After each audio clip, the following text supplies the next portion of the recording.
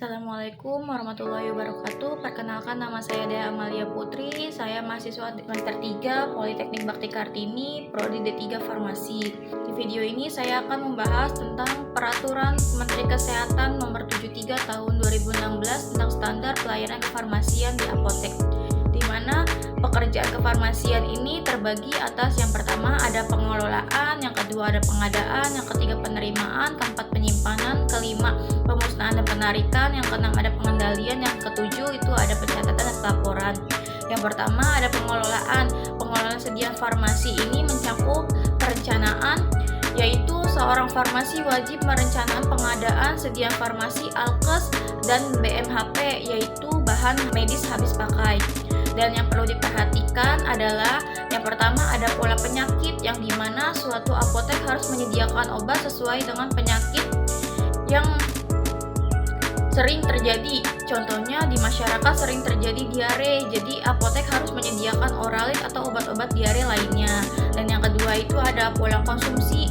Ini berarti obat yang sering dikonsumsi atau dicari oleh pasien, contohnya sekitar lingkungan, sekitar banyak masyarakat yang mempunyai penyakit hipertensi, maka apotek harus menyediakan obat hipertensi seperti amlodipin, katopril, dan lain-lain. Yang ketiga itu ada kemampuan, yang dimana kemampuan masyarakat, yang berarti apotek harus menyediakan obat yang harganya terjangkau dengan masyarakat sekitar. Dan yang kedua itu ada pengadaan, pengadaan yang berarti membeli baik peralatan apotek maupun sediaan farmasi harus sesuai dengan daftar perencanaan yang sudah kita susun. Pengadaan ini melalui pedagang besar farmasi atau PBF yang resmi sesuai dengan perundang-undangan. Nah, jadi di saat kita membeli atau melakukan pengadaan harus mengorder di PBF yang resmi. Dan yang ketiga itu ada penerimaan yang dilakukan farmasi. Pada saat proses penerimaan adalah mengecek apakah sediaan yang kita pesan sudah sesuai atau belum, seperti jumlah obat, terus ada sudah sesuai atau belum, kemudian ada fisik obat yang masih baik atau tidak kondisinya, karena kebanyakan pasien tidak menerima atau mau membeli obat yang fisiknya sudah rusak, dan perlu diperhatikan expired date-nya masih lama atau tidak. Dan untuk yang keempat yaitu penyimpanan. Setelah menerima dan mengecek obat, yang kita lakukan adalah menyimpan obat tersebut. Jadi di penyimpanan ini ada dua metode penyimpanan, yaitu FIFO dan FEVO. Yaitu FIFO itu first in first out, yang dimana obat yang dibeli di PBF terlebih dahulu yang harus dijual terlebih dahulu atau dikeluarkan terlebih dahulu. Kemudian ada FEVO itu first expired first out, obat yang ED-nya dekat harus dijual atau dikeluarkan terlebih dahulu agar tidak menjadi penumpukan obat di apotek.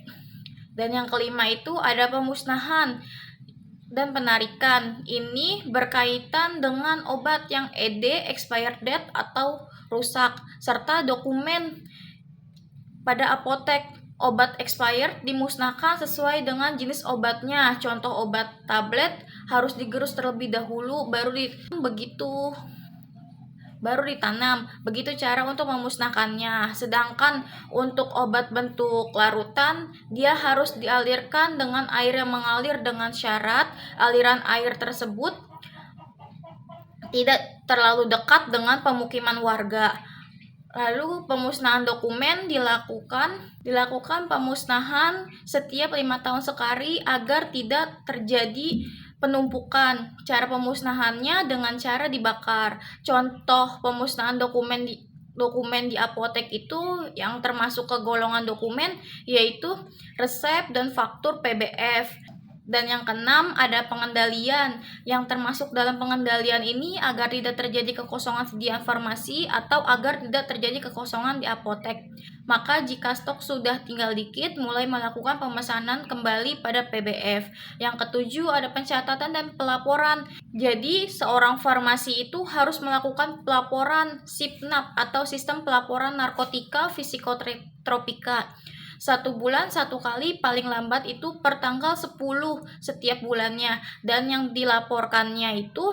melaporkannya adalah apoteker penanggung jawab apotek. Sekian untuk penjelasan pekerjaan farmasi menurut PMK nomor 73 tahun 2016 tentang standar pelayanan kefarmasian di apotek.